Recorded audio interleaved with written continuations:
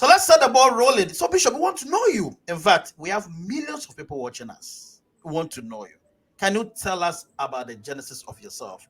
Who Yeah, is Bishop Dominic Alote? Where you were born, where life began? Walk us through that. Go ahead, please.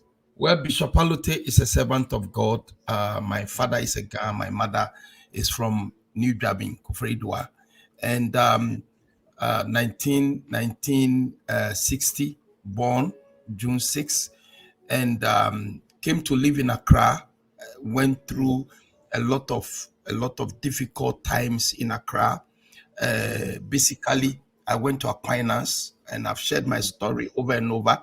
There were times that I have to literally sell on the roadside in order to pay my fees through school. And it has not been an easy journey. Then I moved to Kofreidua, and life wasn't easy, but that's where I got saved. I got born again.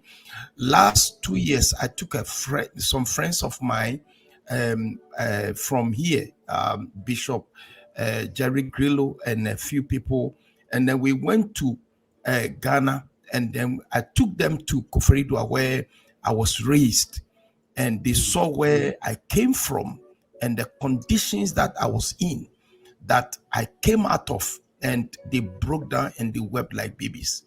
And they said to me, if they were in this condition, there was no way they could come out of it, because I was surrounded with alcoholics.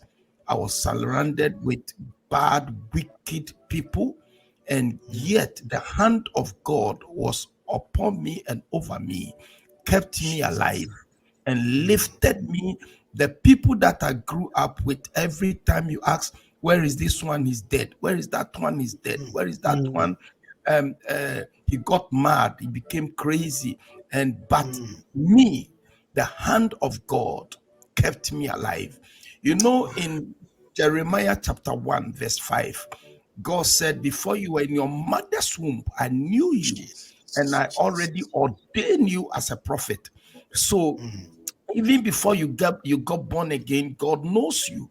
He has a blueprint on your life, and he knows what you will do and become. And so when you stay with him, he's going to make sure that everything works out for your good in the name of Jesus. God has really lifted me up in ministry. We started ministry. It was not about money. It was about the call of God. And I could tell you that my mother rejected me. You know, my family rejected me because they in those days, they take you through school, so you become a lawyer, you become a doctor, you become a somebody. No, you don't get out of school and then decide to go to Bible school. You are crazy. But that was what I did. And with all the rejection I went through, today, by the grace of God, I've become the breadwinner of my family. And I've broken every curse over my family, my extended family, and I've become the record breaker of my house. If God can do this with me, then God can do it with everybody. Ministry is not about money. It's about the call of God over your life, to fulfill your life's call. That is what ministry is about. It's not about money. It's about the call of God over your life. Fulfilling your call as a servant of God is key to the joy that you get. Yeah. Wow. Viewers, if you just join us, this is My Story, His Call. And with me in the virtual studios today is Bishop Dominic Alote. Wow. Look at an extensive introduction of who he is. Now, Bishop, the reason why I want you to probably elaborate on this particular part is that people see you today, they see by the grace of God, the branches, by the grace of God. The sheep that you have, by the grace of God, however the Lord has brought you, and they tend to forget, where we sometimes come from. Now, you said that you've sold on the street before. What are some of the challenges that if you sit down today and recall, you can say to yourself, this is only God? What are some of them, apart from the selling? What are some of the things that you went through? Challenges, challenges, you have My no goodness. idea. The rejection from family, the rejection from friends, the rejection from loved ones, the challenges of you accepting the call of God is not a piece of cake. Ministry is not for the weak-minded. Ministry is for the strong. And if you're afraid of challenges, you cannot go far. I mean, I'm a pastor, pastoring, and even finding food to eat was a problem. Food, I'm talking about food. And me and my wife was pregnant with our first daughter, and we have to walk for about 3 miles just to go to church because there was no means of transport. There is no money. We had to even take the train, take the, what do we call it, a taxi or anything. Challenges of ministry isn't easy. Here in the United States, it has not been easy at all. But if you stay faithful to God, God will honor you and God will honor his name in your life. Wow. People think that we just appear.